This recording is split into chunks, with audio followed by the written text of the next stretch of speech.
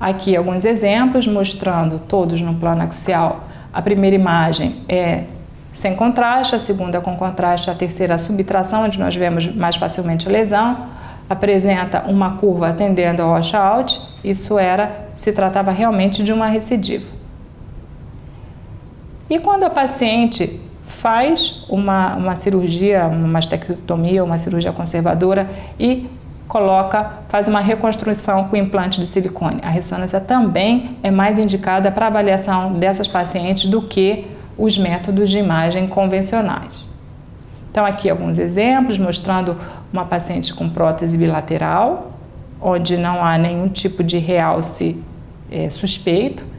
Em contrapartida, no caso aqui mais inferiormente, é uma outra paciente que fez uma cirurgia conservadora, colocou um implante de silicone e apresentava um importante realce anterior a esse implante. Isso se tratava de uma recidiva. Uma outra indicação são aquelas pacientes de alto risco. As pacientes de alto risco se beneficiam muito com a ressonância magnética, porque são normalmente pacientes jovens que têm um parênquima denso, que dificulta a avaliação pela mamografia. Para a ressonância magnética, a densidade mamária não é um problema. Então, realmente é possível se detectar mais facilmente as lesões.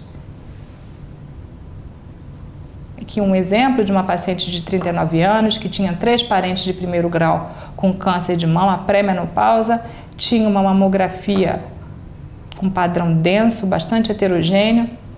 Ela realizou uma ressonância magnética pré-operatória, uma ressonância magnética diagnóstica, né? Já que tinha história familiar e aquele padrão denso, né, de mama, foi feita a ressonância. E na ressonância nós verificamos aqui no segundo minuto, na mama do lado direito, um realce focal de um contorno um pouco irregular, e na mama esquerda, bem posteriormente aqui junto do peitoral, nós evidenciamos um nódulo de contorno regular e que realça tardiamente.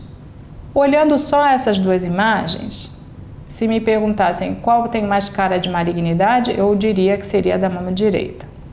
Entretanto, essa paciente retornou num outro momento para ser realizada a ressonância de mama, né? E com realização de biópsia.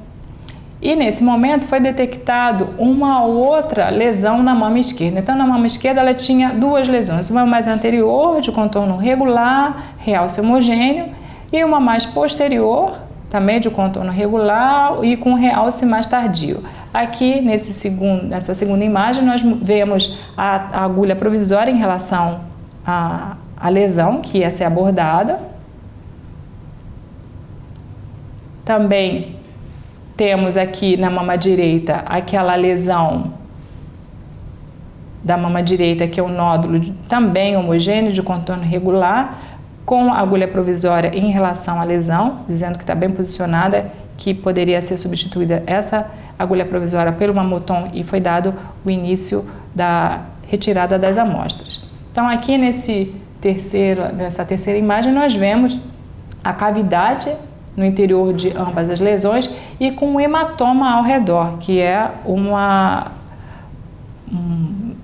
um efeito, né, que nós podemos observar pós-procedimento. Mas como eu disse anteriormente, mesmo que o hematoma não permita uma avaliação fidedigna se a lesão foi acessada ou não, é sempre possível se converter esse tipo de procedimento para uma localização pré-cirúrgica. Então, como resultado da patologia, essa paciente apresentou na mama esquerda aquela lesão mais posterior e de contorno mais regular e realce mais tardio. Se tratava de um carcinoma ductal medular, do tipo medular, que é um tipo mais encontrado nessas pacientes, né, de alto risco. E o outro foco mais anterior, na própria mama esquerda, se tratava de um fibroadenoma, e o foco na mama direita também se tratava de uma lesão benigna. Como foi dado um diagnóstico de carcinoma né, via biópsia a vácuo, é mandatório que a terapêutica seja continuada. Essa paciente colocou um fio e foi para o centro cirúrgico para fazer a retirada da lesão. Porque a biópsia a vácuo não é um método terapêutico, é um método diagnóstico. Então, se como resultado vem uma hiperplasia ductal atípica ou carcinoma, essa paciente deve ser feito o agulhamento dessa paciente, né, a colocação do fio e a retirada posteriormente no centro cirúrgico.